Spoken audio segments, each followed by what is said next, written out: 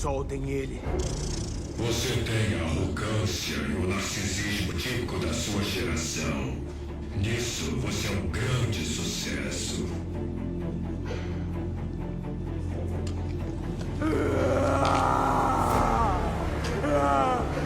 Scott, eu não consigo tirar. Eu não sei o que fazer.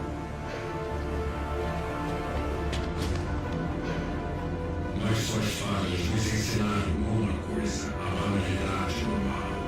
E você foi e sempre será um mal comum. Acha que eu sou comum?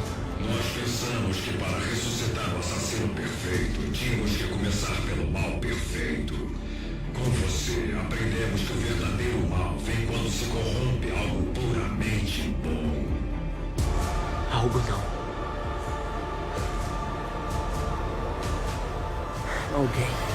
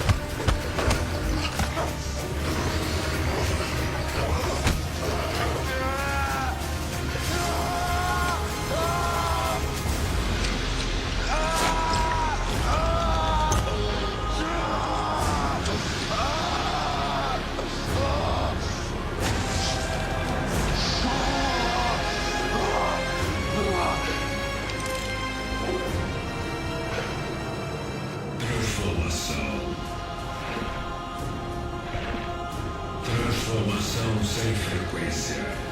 Nathan! Ash não é o meu nome.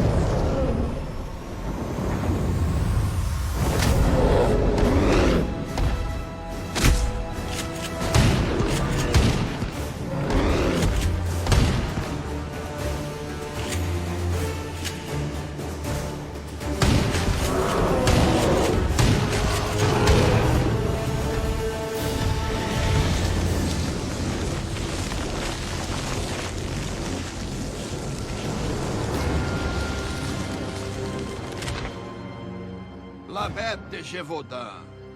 Eu sei o seu nome. Você se lembra do meu?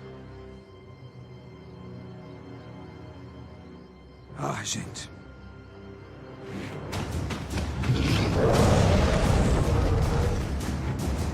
Quem era aquele?